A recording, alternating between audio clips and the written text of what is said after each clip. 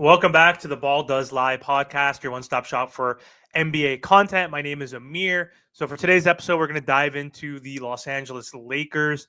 So the Los Angeles Lakers are 6-4 right now. They're showing some promise under new head coach JJ Redick. They've been up and down so far this season, but yeah, let's take a look and break down that journey so far. So LeBron James continues to defy his age. He's recently just became the oldest player to record back-to-back triple doubles. One was against the Raptors in a victory. They won 123-103. LeBron had 19 points, 16 assists, which is insane, 10 rebounds, showcasing his enduring impact on the game. So he's slowing down a little bit, but he's going to be 40 in December. And his numbers are still pretty damn good for someone of his age.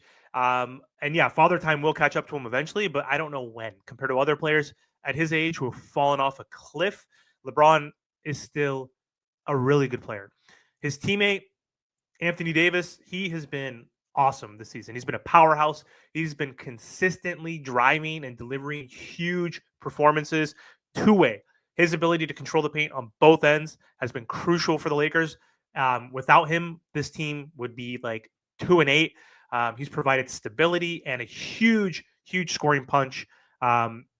He's been phenomenal. I just hope he can stay healthy. I know he had it got poked in the eye, so he's had that issue. So there's always something, whether it's fluky or not. But we just need AD, or Laker fans need AD to stay healthy in order to be successful. So new coach JJ Redick, first year coach, has been pretty damn good as a first-time coach. Obviously, it's only been 10 games, but he's bringing in a fresh perspective to this team, doing much better than Ham. Obviously, I'm sure Laker fans are happy that experiment is over. But despite some early challenges that he's been facing, including visible frustration during a loss to the Memphis Grizzlies, Redick has emphasized that we need to play with effort and we need to hold ourselves accountable.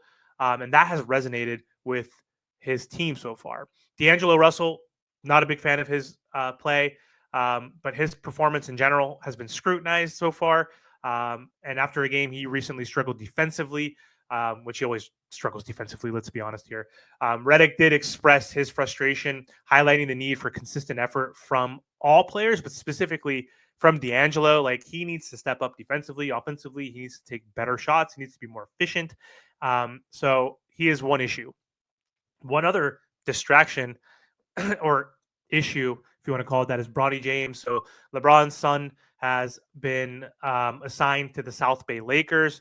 So he's playing for the G League team, and he's trying to gain more experience. He's not NBA ready. I don't think he should have been drafted. I think it's ridiculous that he got drafted. I think it's ridiculous that they even played him. But that was kind of a cool moment as well, seeing a father and son duo on the NBA court at the same time. So I thought that was really cool. But they needed to put him on the G League team from the start. He needs to develop his skills further, with hope of making the team one day. I don't think he should, because, again, he's undersized. He's very bad offensively, has no jumper, tries hard on defense. I think is his only saving grace, and also the name on the back of his jersey. But that's one thing. He's on the G League team, fine.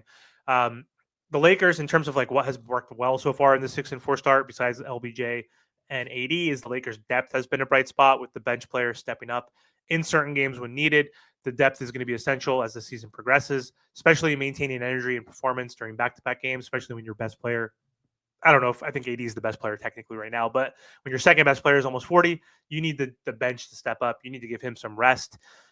This team is interesting because it has a mix of veteran leadership, again, with LBJ and AD. They do have some emerging talent there as well, with Dalton Connect.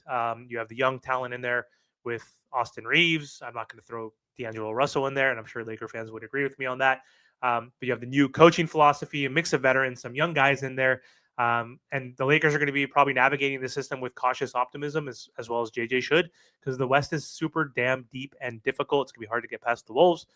The Mavericks, even though they're struggling right now, the Nuggets look good. Jokic is the best player in the NBA. You have OKC still in the mix. You have other teams like the Houston Rockets playing better. So going to be a tough season for the Los Angeles Lakers, but 6-4, not a bad start. Can they build this foundation out, make a deep playoff run one more time with LeBron James? How many more seasons is he going to play before he retires. We don't know. But anyway, Lakers off to a decent start. AD off to an amazing start so far. He needs to keep that up. And yeah, players like Reeves and Hachimura and other players, and especially D'Angelo Russell, they need to step up in order to keep this team afloat. And yeah, I think the Lakers are going to be in the play-in like they always are, just because the West is so deep. But anyway, thanks for tuning in to this episode again. Don't forget to like, comment, share, and subscribe to the channel. Thanks again.